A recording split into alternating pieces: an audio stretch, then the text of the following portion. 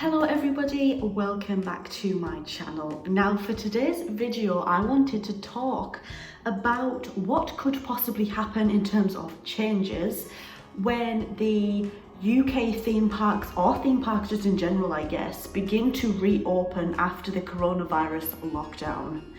Now this has been something that I have thought quite a lot about anyways, because I am personally a massive theme park fan. I've been sitting here thinking, what different things could be changed, even just temporarily. But I kind of quickly put together about 10, 11 different points that I could think of. And obviously just bear in mind as well, these are just my personal ideas. I'm just chucking things around in my head and also going off of what I've been hearing that some parks may begin to do when they start to reopen.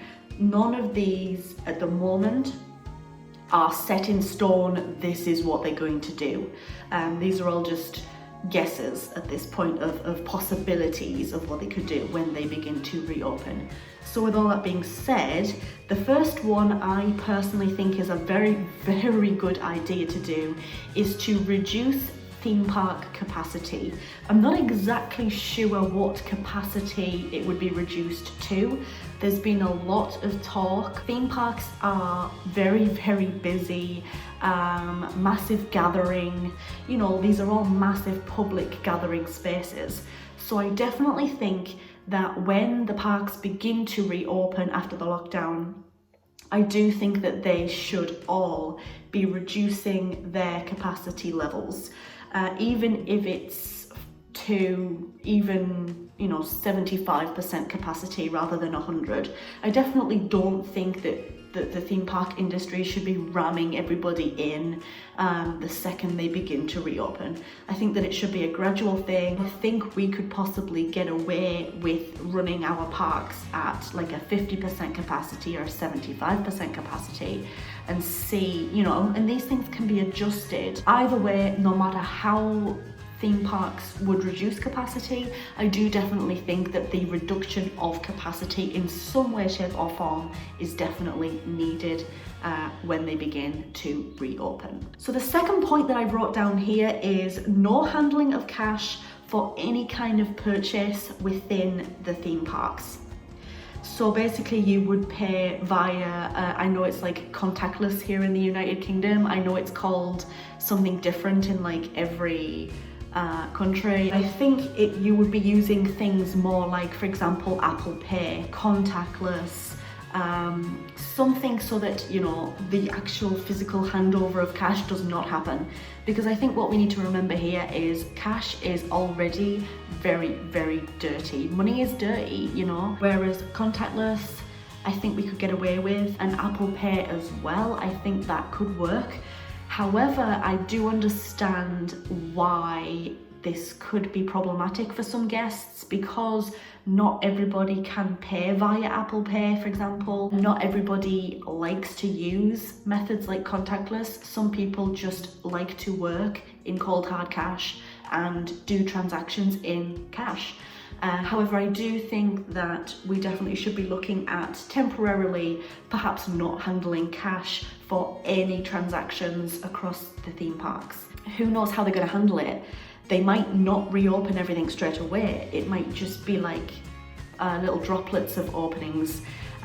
They might not open the food outlets straight away in theme parks. I don't know how they're going to do it at the end of the day. Number 3 that I have written down is face masks. This is something that has been definitely brought up a lot since the pandemic of the virus. Would you personally feel comfortable going to a theme park and either it being strongly recommended you wear a face mask or being required of you to wear a face mask? There's a difference between being strongly recommended to do something and then being actually, it's compulsory and it's required of you to do it. Would you feel okay, you guys, walking into a theme park having to wear a face mask or it being strongly recommended? That could be something that the theme parks could put forward to us, and staff members as well, not just guests.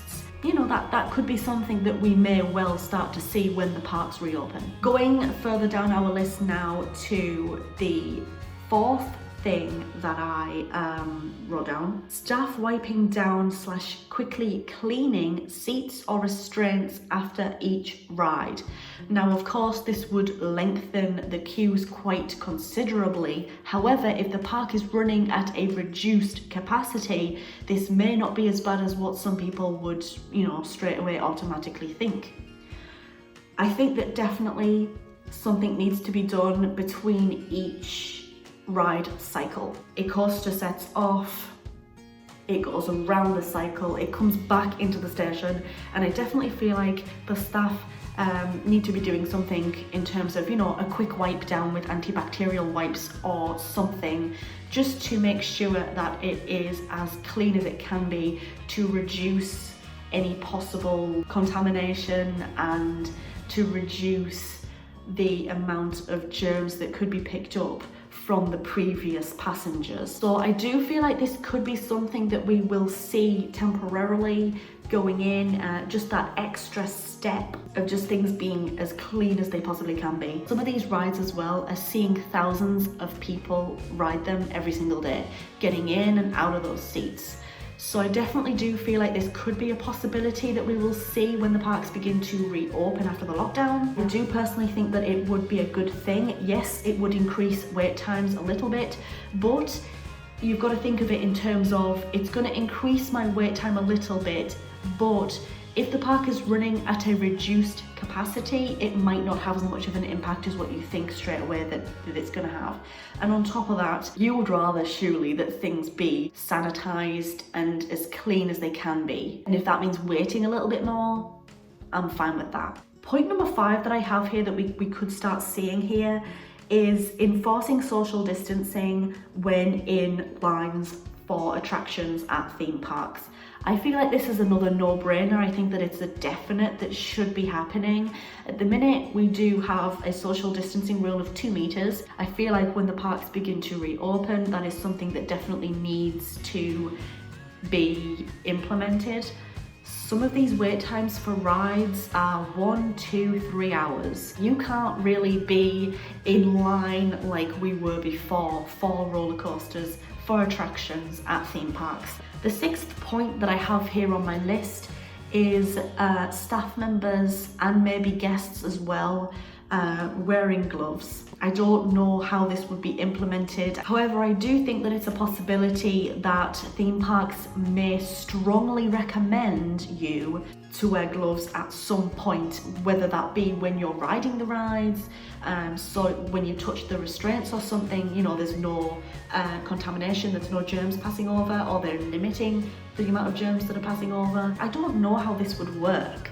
It's kind of the same thing with the face masks.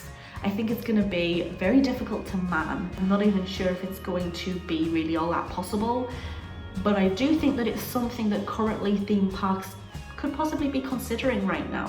I think that they're weighing up their options, seeing what's best. Point number 7 that I make is I think there should be extra sanitation booths dotted around the park.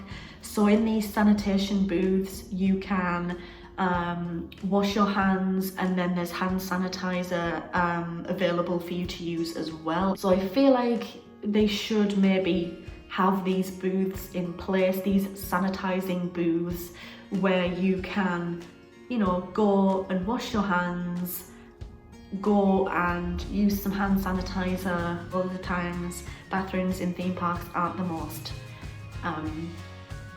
sanitized areas in the park. That's something else that I think as well. There should maybe be more cleaning of bathroom areas, of toilets, things like that. Another point, temperature checks when you're in line to enter any theme park. It's been brought up a lot that guests should be required to have a temperature check. I understand this from both sides of the fence. I think it's good in a way, because obviously if you have a high temperature, for example, that could be a sign of the virus. It's one of the main symptoms of the virus. And if you had a high temperature, you would just be refused entry into the park. However, I also see it from the other side of the fence, which is, well, hang on a minute.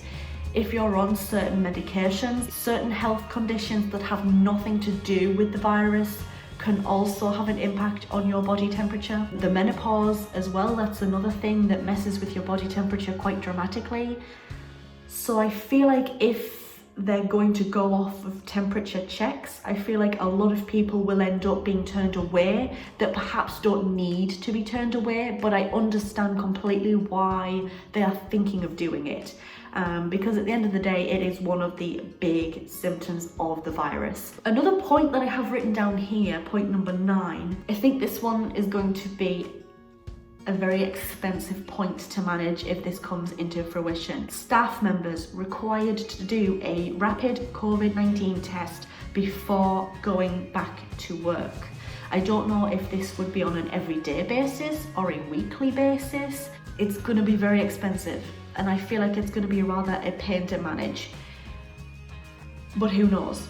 The final point on my list is the use of VR and 3D within attractions. My point with this is that, for example, you're using 3D glasses a lot of the time for 3D attractions in theme parks. Here in the UK, we don't have a lot of VR or 3D attractions.